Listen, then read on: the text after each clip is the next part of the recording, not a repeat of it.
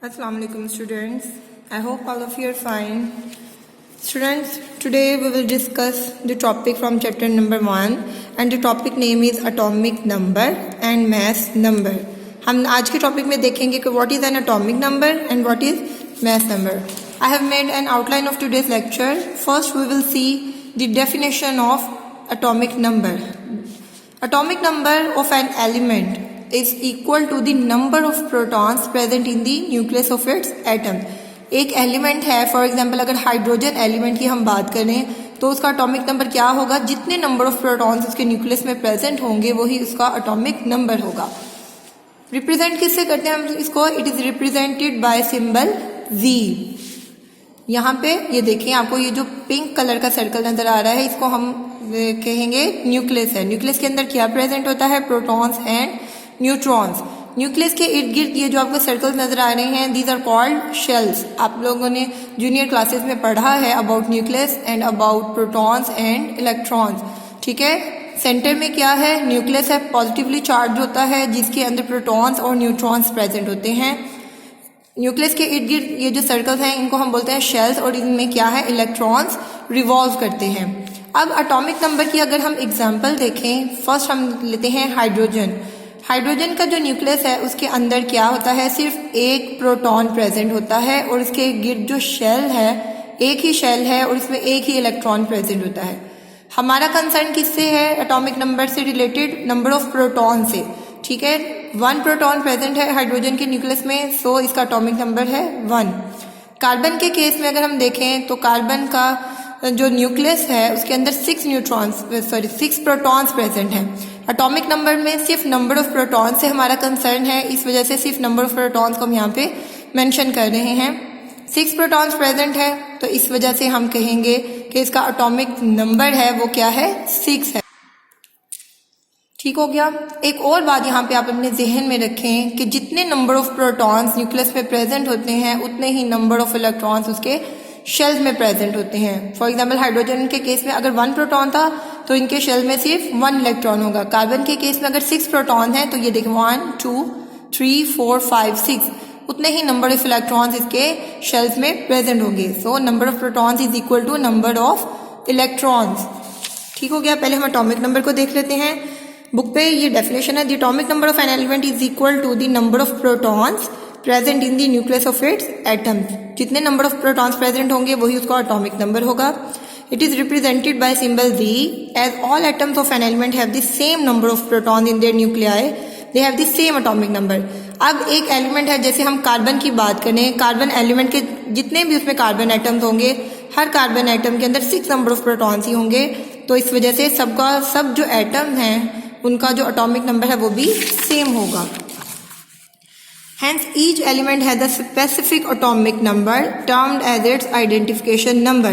इसका क्या मतलब है कि जो हर एलिमेंट है उसका एटॉमिक नंबर स्पेसिफिक होगा. जैसे अगर हाइड्रोजन है उसका एटॉमिक नंबर 1 है तो किसी भी दूसरे एलिमेंट का एटॉमिक नंबर 1 नहीं होगा. 1 एटॉमिक नंबर किसका स्पेसिफिक है, हाइड्रोजन का. इसी तरह कार्बन में अगर 6 प्रोटॉन्स प्रेजेंट है तो 6 एटॉमिक नंबर किसका स्पेसिफिक है, कार्बन का. और ये जो एटॉमिक नंबर है वही इसका आइडेंटिफिकेशन नंबर होगा. ऑब्जेक्टिव के लिए इंपॉर्टेंट है कि एटॉमिक नंबर के लिए हम दूसरा वर्ड क्या यूज करते हैं, आइडेंटिफिकेशन नंबर का. एग्जाम्पल्स आगे दी गई हैं. For example all hydrogen items have 1 proton, so their atomic number is 1. All items in carbon have 6 proton, तो उनका एटॉमिक नंबर है 6. सिमिलरली ऑक्सीजन के जो जितने भी आइटम्स हैं उनमें 8 प्रोटॉन्स प्रेजेंट होते हैं, इस वजह से उनका एटॉमिक नंबर भी होता है 8. सल्फर के केस में 6 प्रोटॉन्स प्रेजेंट है, सो इसका एटॉमिक नंबर है 16. या आप हेडिंग दोगे एग्जाम्पल की, उसके बाद नंबरिंग की फॉर्म में एग्जाम्पल्स लिखेंगे. नेक्स्ट है अबाउट दी मैस नंबर. ठीक है, पहले हम देख लेते हैं what is mass number. Definition क्या है, it is the sum of protons and neutrons present in the nucleus of an atom. Atomic number में हमने कहा था only the number of protons, लेकिन मैस नंबर में क्या है, न्यूक्लियस के अंदर जो प्रोटॉन्स और न्यूट्रॉन्स प्रेजेंट होते हैं उनका जो सम है उसको हम कहते हैं मैस नंबर. इसको हम रिप्रेजेंट करते हैं सिंबल A से.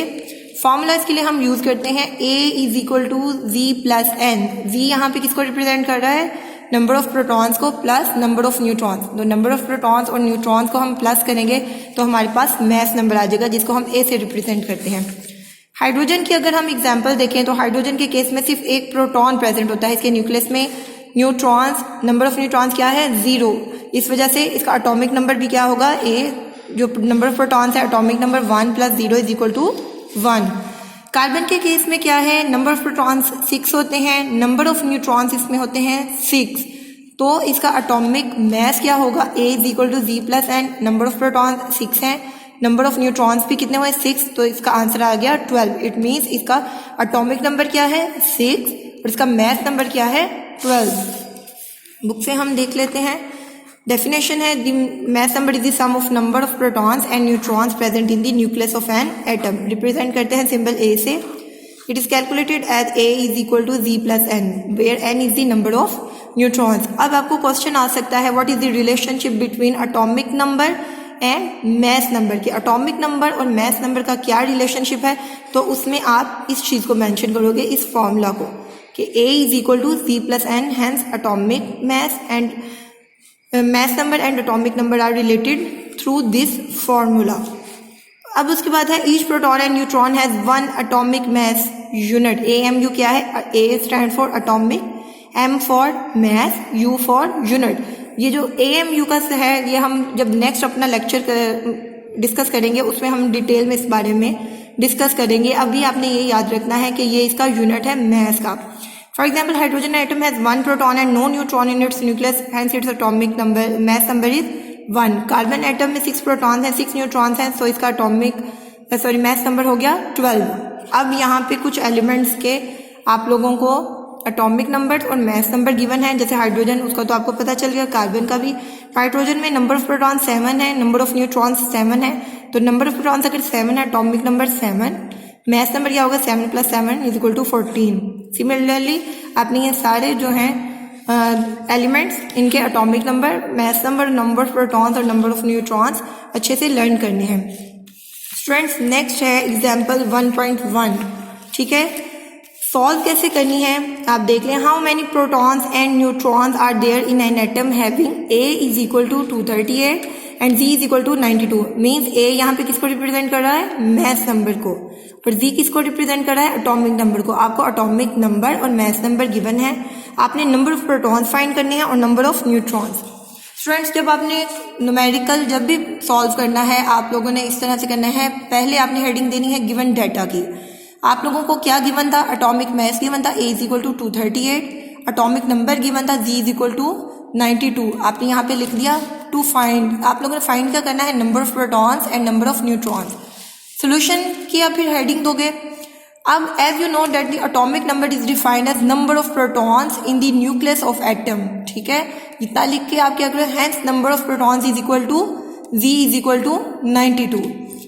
As we know A = Z + N formula है, वो लगाओगे तो फिर क्या है, अगर n यहाँ पे इसके साथ ये Z n के साथ यहाँ पे प्लस हो रहा था, तो जब इक्वल के साइन की उस तरफ जाएगा तो A - Z हो जाएगा। मैथ नंबर में से आप एटॉमिक नंबर इनकी वैल्यूज पुट करोगे यहाँ से। ठीक है, वैल्यूज पुट की तो आपके पास नंबर ऑफ न्यूट्रॉन्स क्या आ गए 146। So this is all about your today's lecture.